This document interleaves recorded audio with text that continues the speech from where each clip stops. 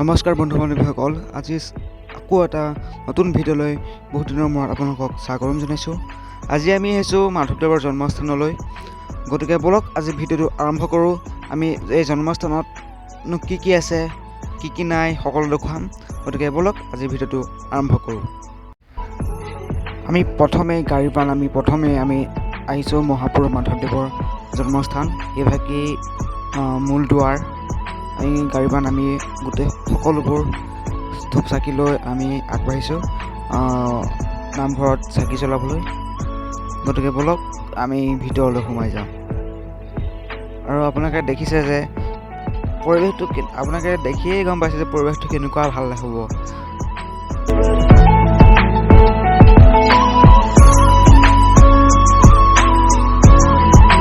আপোনালোকে দেখিছে যে চাৰিওফালে গছ গছনি আছে।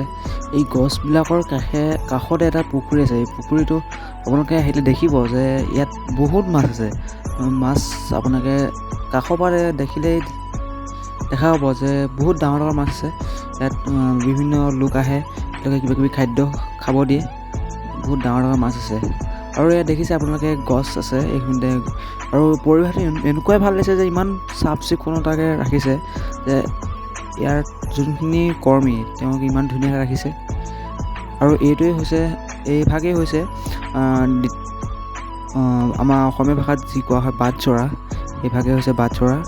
আমি ধুনীয়াকৈ চেণ্ডেল খুলি পেলাই সেৱা কৰি পেলাই আমি ইয়াত সোমাই গৈছোঁ। এই চাওক পৰিৱেশটো কিমান ধুনীয়া। সঁচাকৈ মানুহে যে কয় গছ গছনি ৰুব লাগে, সঁচাকৈ গছ গছনি ৰুলে পৰিৱেশটো এনেকুৱাই ভাল হয় যে আপুনি কাষদি গ'লেও কিবা এটা ভাল লাগে। এয়া আমাৰ লগৰটো আহি আছে। এয়া ব'লক ভিতৰলৈ সোমাই যাওঁ।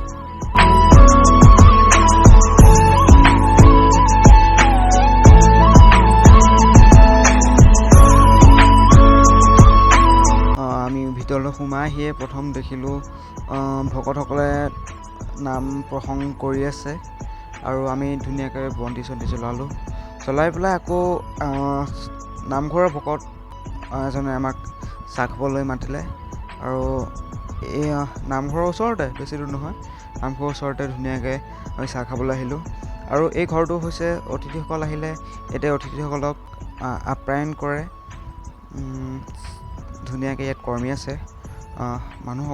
সকলোৱে ধুনীয়াকৈ চাহ তামোল আমাক গোটাই আনি খাব দিলে।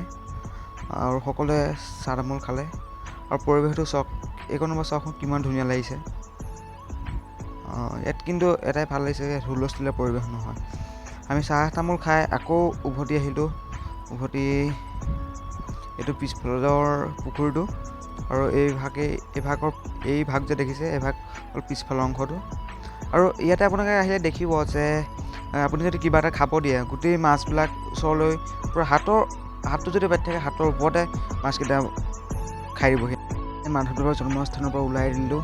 আৰু এতিয়া আমি অনিৰুদ্ধ থান বুলি এই এভাগ থানলৈ আকৌ পৰিদৰ্শন কৰিব আহিলোঁ।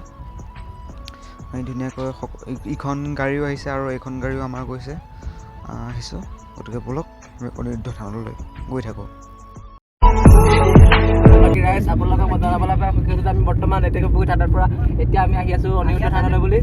হয়, আমাৰ সৰু চেনেলটো আপোনালোকে ছাবস্ক্ৰাইব কৰি দিব। আমাৰ ইয়াত ড্ৰাইভিং কৰি কৃষ্ণ যদি আছে আগত আছে আমাৰ প্ৰাঞ্জিত শইকীয়া। ঠিক আছে, দীপৰা আছে। নমস্কাৰ। এই আমাৰ মনোজ দা আছে। আৰু আমাৰ অৰূপক মই ইয়াত দেখাই দিছোঁ। আমাৰ ইয়াৰ অৰূপ বৰা, এওঁৰে চেনেল এইটো আপোনালোকে তামোল পাণ আপোনালোকে ছাবস্ক্ৰাইব কৰি দিব।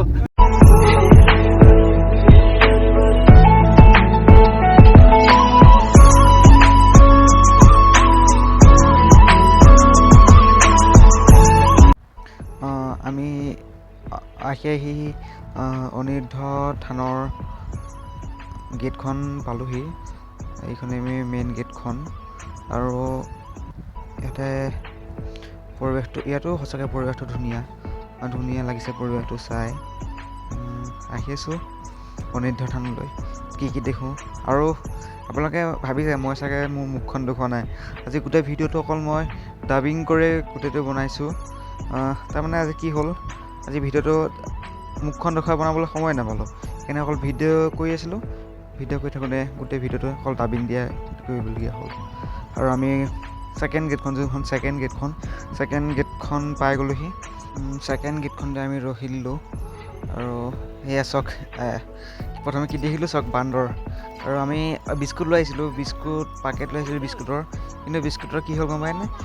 পাকেট এটা আমি খুলিব লওঁতেই থাপ মাৰি বান্দৰ ওপৰত থৈ গুচি গ'ল। বান্দৰ কিন্তু বহুত আছে সঁচাকৈ। বান্দৰে চবফালে বান্দৰৰ বিস্কুট খাব দিলোঁ আৰু খাই অনিৰুদ্ধ থানৰ পৰা ওলাই দিলোঁ। আজিৰ ভিডিঅ'টো ইমান বেছি দীঘলীয়া নাছিল, মিনি ব্লগ। গতিকে আকৌ এটা নতুন ভিডিঅ'ত লগ পোৱাৰ প্ৰতিশ্ৰুতিৰে আজিৰ ভিডিঅ'ৰ পৰা মই বিদায় লৈছোঁ। গতিকে নতুন এটা ভিডিঅ'ত আকৌ লগ পাম। ধন্যবাদ।